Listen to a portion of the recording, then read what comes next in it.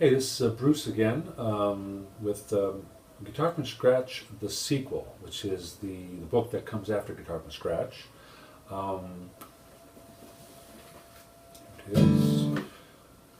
It starts off with what I call stupid chord tricks. If you've been through Guitar from Scratch Volume 1, it was all about chords, really. We didn't talk about individual notes or what to do too much to make chords more interesting. So this first part is, we learned the G chord in Book 1, but there are some things you can throw in as you're playing along. For example, if you're doing a tune that has a long stretch of G chord in it, and you don't want to just keep playing the G chord, what can you do to make it interesting? What you can do is you can add notes from the major scale, okay, to the chord. Not all notes work, but a number of them work very nicely. So for example, if I take the G chord and I find a G note, okay, if I take the G note and there's a major scale associated with the key of G, so it sounds like this. Do, re, mi, 1 through 7 to 8. So 1, 2, okay, the 2 note of the scale added to the chord like that. It's a little dissonant, but in a nice way, it's pleasant. And if you alternate it with the straight G chord like that, it adds interest. So that's the 2. Well, okay, let's see. 1, 2, 3, the 4. That's a sus4. So this is a sus2 and regular sus2, sus4. Sounds real professional. You can really fool people with this stuff. The next one I'd like to talk about is the G6. Now, interestingly, I can start in a lower G note. I started on this middle G note, 1, 2, 3. But I can also start on this low G note, 1, 2, 1, 2, 3, 4, 5, 6, 7, 8. There's the major scale again. If I go to 6, 1, 2, 3, 4, 5, 6, this is a G6 chord. So G, G6. It's another tequila sunrise. Okay. You can also go from 6 to 7. It's an interesting effect too. That's kind of a bluesy, edgy sound, G7, or any kind of a 7 chord.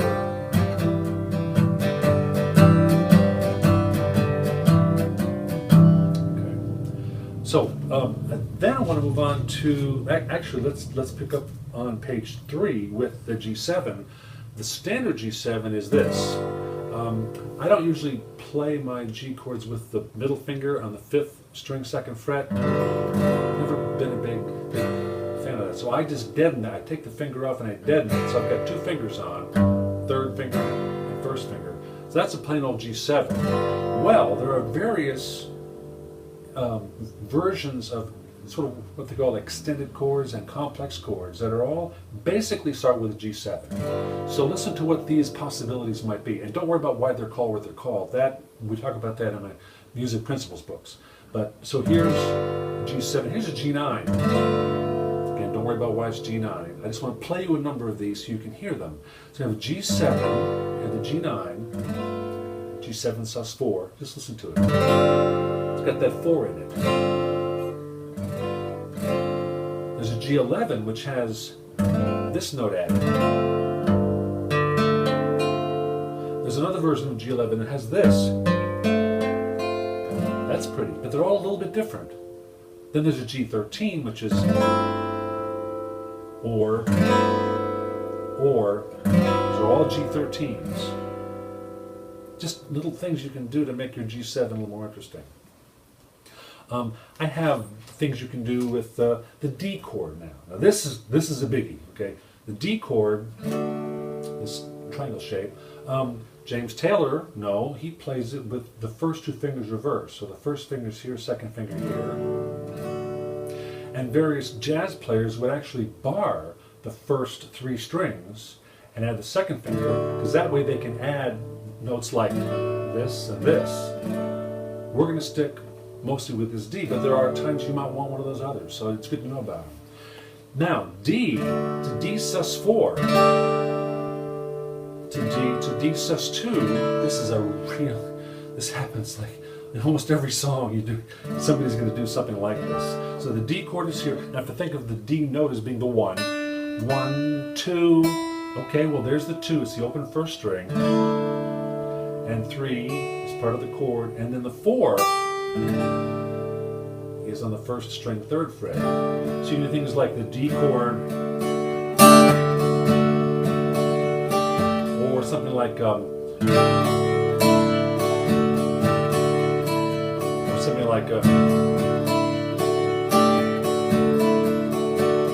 nice. Then I have examples of things you can do with the other chords, A chords and C chords and F chords. Anchor chords, revisited from the first book. Okay, passing chords are really interesting.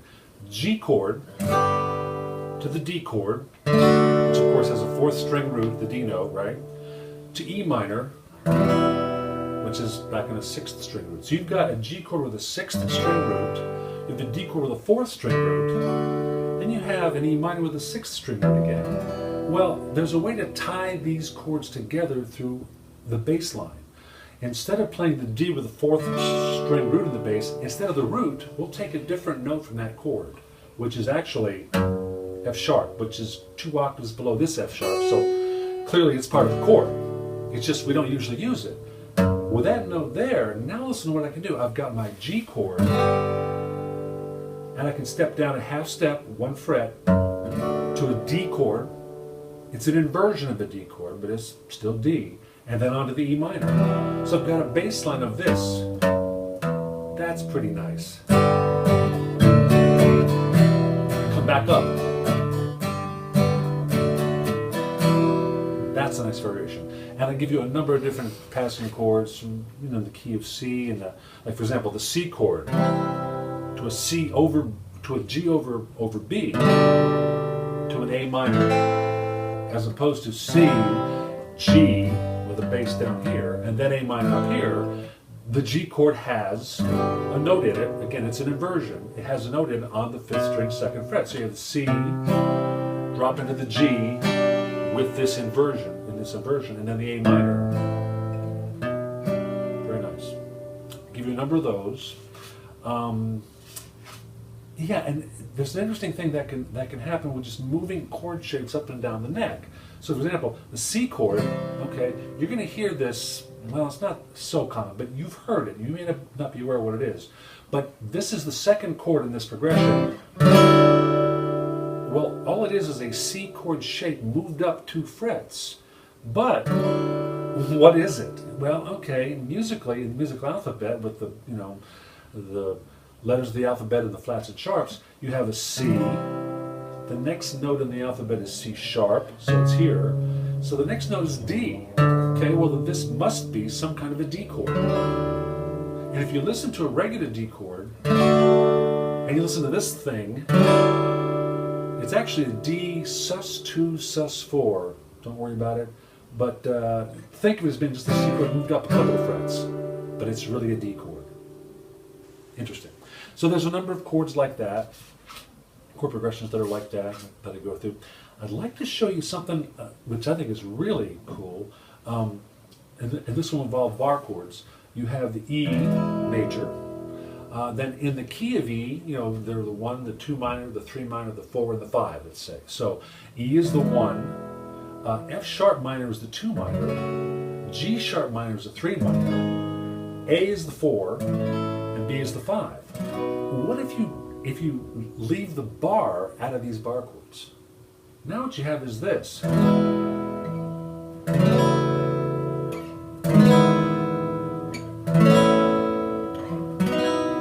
of interesting stuff. America used this a lot, and it's part of the Allman Brothers' Melissa song. It's very cool the way this works. So that's the traveling E chord. Bass runs. This is kind of interesting too. You've got the G chord. Okay, so what we're doing is taking the bass notes and creating a kind of a melody. Not really a melody. I mean, a melody is something that, you know, is warm and friendly. This is more of a just in the context of the chord. You have the G to the C to the D.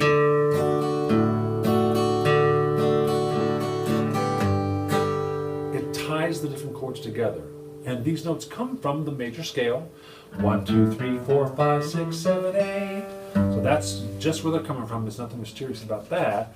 Another example would be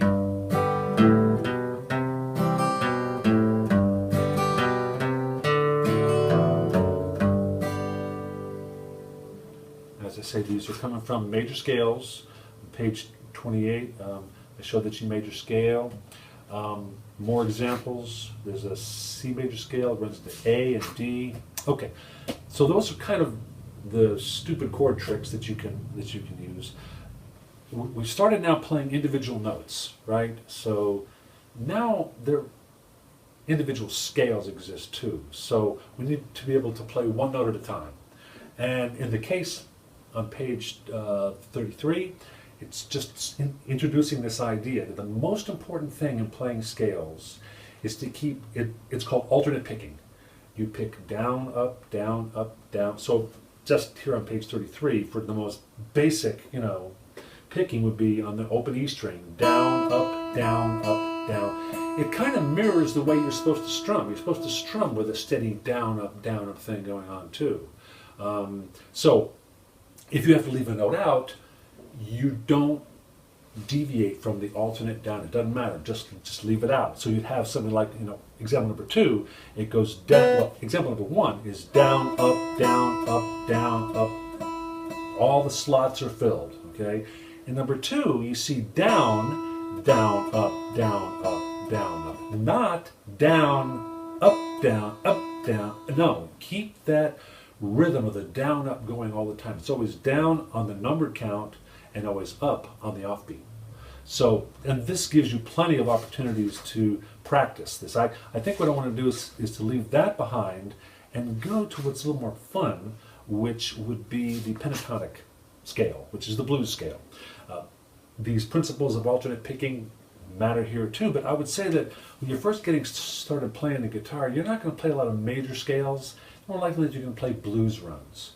The pentatonic minor scale, the E pentatonic minor scale, is the one everyone starts with, and it goes like this.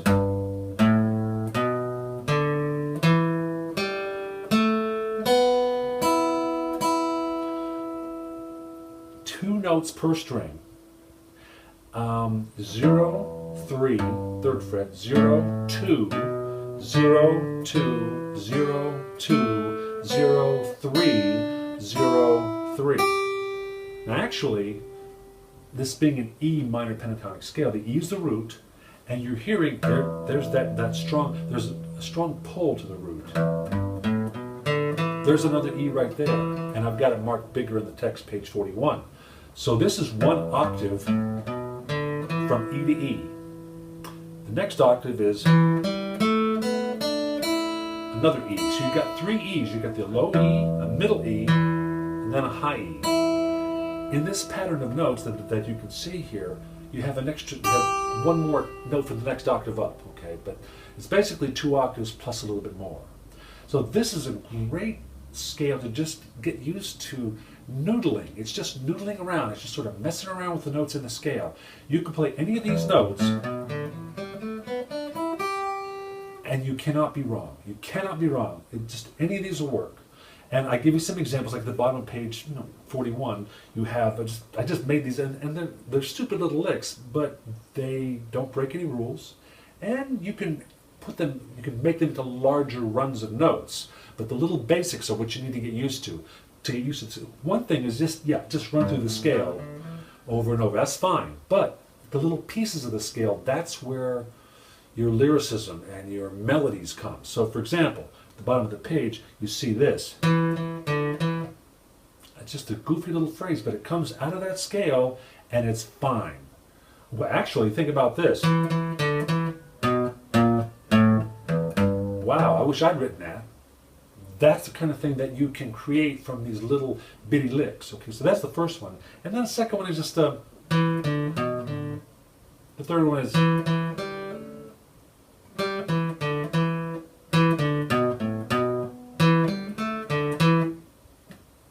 and that's how you want to get started. Just take a little neighborhood of notes and play with it. The next page, I've got all kinds of examples of, like, well, let's see one of those here.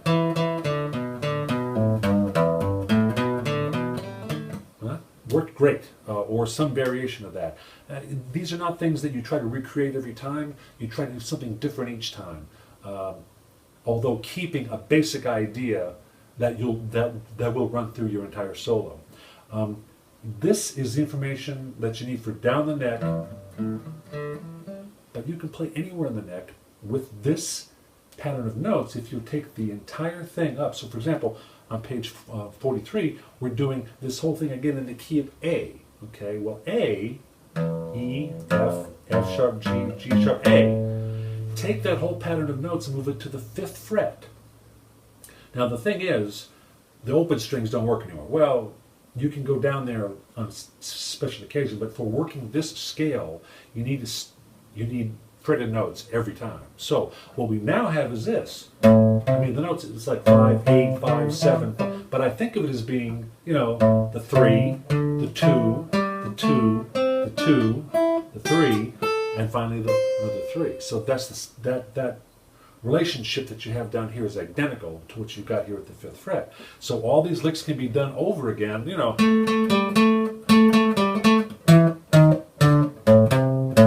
everything else I just did down the neck in the key of E minor pentatonic.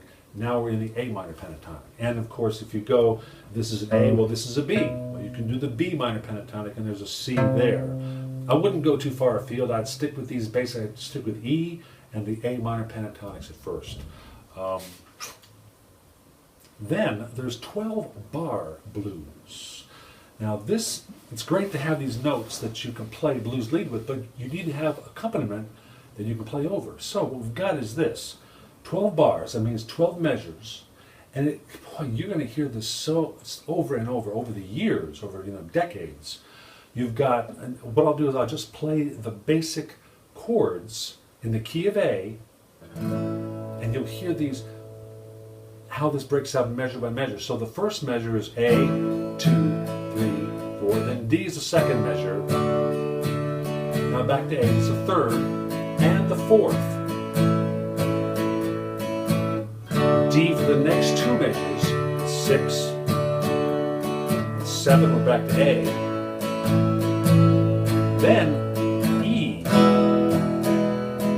D, and A, and E. That makes 12 measures of music. Now, it's more likely that instead of playing these major chords like, A major, you probably go A7, D7, E7. But even better than that is to strip these chords down to 2 notes each. So what the A chord being this, or however you want to finger the A chord, but the stripped down version is just the root note, which is the 5th string, and the note next to it from the A chord, which is a 5th above. So if I go 1, 2, 3, 4, 5, that's the same note. So A and E. So that's my whole chord. Now, the thing to do here is to use the 5 and the 6. About like that. Page 45. What I'm doing is I'm deadening the 6th string, I'm deadening the 3rd string, and just trying to avoid the first 2 strings. So you're only getting 2 notes a ring. Now, the D chord is the 4 chord. Okay, well, the D, the triangular D, let's just again adapt it to just the open 4th string, the D note, and the 5th above it, which is the A. And now we've got this 5 and 6 and 5 and 6. This is the A, 5 and 6 and 5 and 6 and the D. Then when you get around to the E chord, okay, E chord is this. Let's strip it down to just those 2 notes. And now you've got this 5 and 6. So the whole whole thing sounds like this. The A is first, A, D, A, back to D, back to A. Here comes E, to D, to the A, and back to E.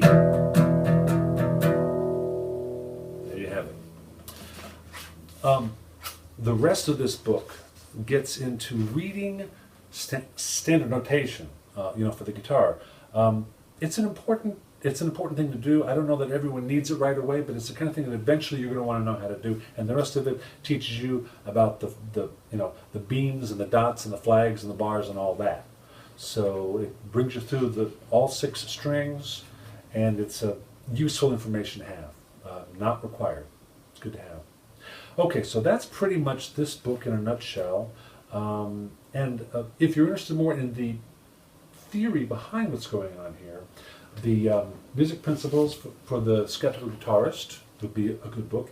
If you like that blues stuff, I've got a blues book called Blues Guitar from Scratch, and we'll be doing a video on that too, so you can have a couple places to go and look at some extra things. So check in the comments below. You'll find my website, and you'll find other titles that I've written. So good luck and have a good day.